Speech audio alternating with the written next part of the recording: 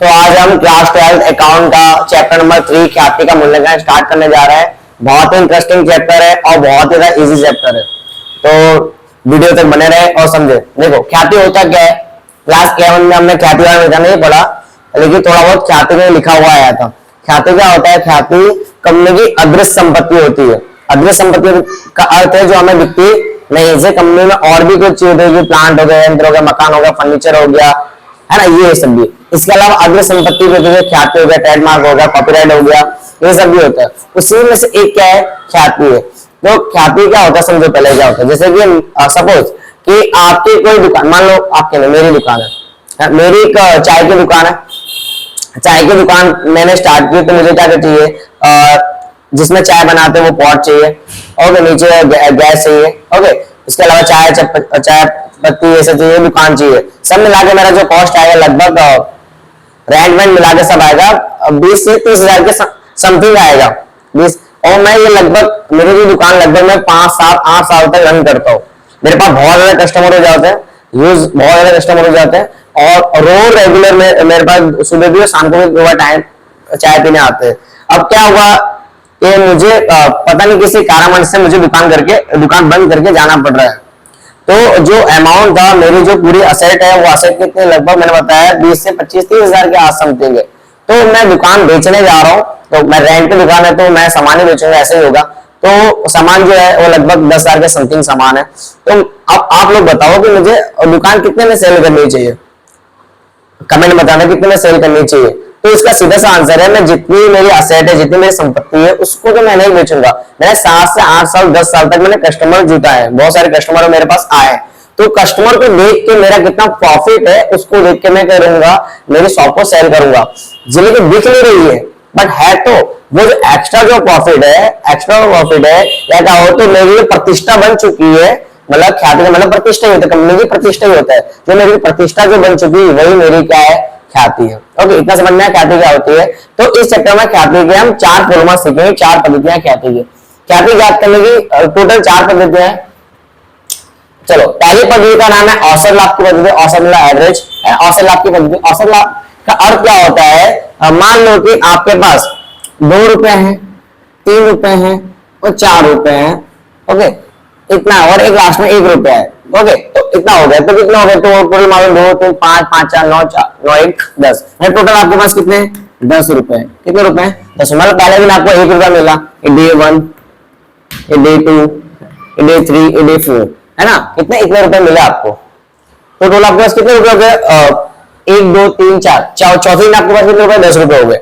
अब मैं इसका एवरेज निकाल दूं, एवरेज कितना आएगा? तो एवरेज टोटल 10 रुपए है, और दिन कितने? 1 2 3 4, 4 दिन है। कितने दिन है? 4 दिन है। तो इससे जो हम डिवाइड करेंगे, 4 दूनी 8 और 2 बचेगा, पॉइंट में कुछ आएगा ऐसे करके, 2 ऐसे कुछ आएगा, ठीक है, 2.02 क्या समथिंग कुछ आएगा, ठीक है। हम ज्यादा नहीं दिमाग में, हमारा कैल्शियम से कर लेंगे। तो मतलब आपको आइडिया आ गया मैं क्या बोलना चाहता हूँ। मतलब टोटल जो प्रॉफिट है उसको टोटल लेस से अगर डिवाइड करेंगे, जो हमें जो प्रॉफिट मिलेगा उसे हम क्या बोलेंगे? औसत लाभ बोलेंगे। क्या बोलेंगे? औसत लाभ। देखो, औसत लाभ बराबर वर्षों की कुल लाभ, यानी जो डे 1 डे 10 रुपए डॉलर, वर्षों कुल संख्या, मतलब कितने दिन हुए? 4 दिन, 4 से भाग दे तो आ गया हमारा, ये आ जाएगा। इसका ख्याति है। ख्याति बहुत इजी होती है। जो हमें औसत लाभ मिल रहा है, जो हमें औसत लाभ मिला है, गुणे खरीदी के वर्ष। खरीदी के बाद ऑलरेडी आपको क्या दिया होगा? समय, यानी आपको क्वेश्चन में दिया होगा, तो हमें क्या मिल जाएगा? ख्याति प्राप्त हो जाएगी। समय लिखा होगा कि कौन सी पद्धति आपको सवाल करना है। सेकंड पद्धति का नाम है भारित औसत लाभ की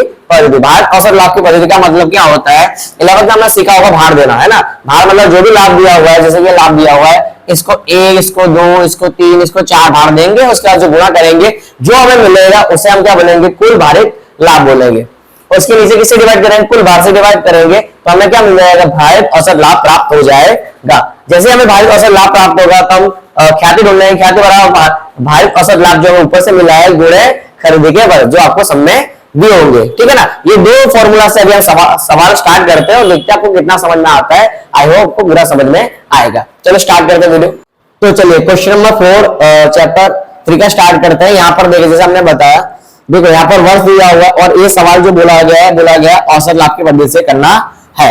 तो पहले ये देख ले, सवाल दिया हुआ है, वर्ष दिए हुए 11 से लेके 11, 12, 12, 13 से लेके आपको 15, 16 तक के वर्ष दिए हो गए, और हर वर्ष के सामने उसका लाभ दिया हुआ है कि 11, 12 में कितना लाभ हुआ था। ठीक है ना, चलो स्टार्ट करते। तो हमें क्या करना है, सिंपल सा सूत्र मार के, सूत्र लगा ले, आपको समझ में आएगा। चलो, औसत लाभ बराबर क्या होता है, औसत, अभी हमने लिखा औसत लाभ बराबर होता है वर्षों का कुल लाभ,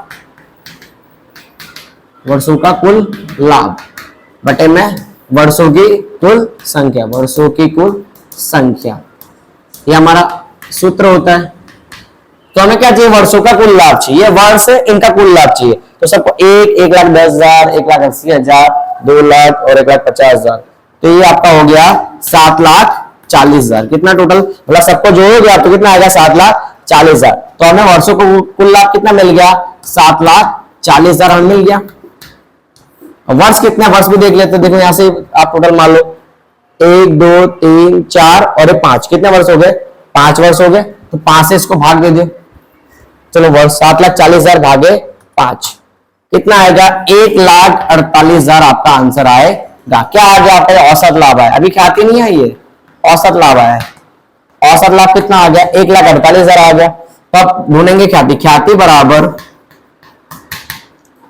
औसत लाभ, औसत लाभ गुणे खरीदी के वर्ष। चलो, तो खरीदी के वर्ष मैंने यहां लिख दिए हैं, खरीदी के वर्ष कितने हैं, 4 वर्ष है। तो औसत लाभ हमारा कितना, 1,48,000 है, तो 1,48,000 लिखेंगे हम लोग, और वर्ष कितने हमारे 4, तो 4 से गुणा कर देंगे, तो गुणे 4 में कर देता हूं, तो आएगा 5,92,000, 5,92,000।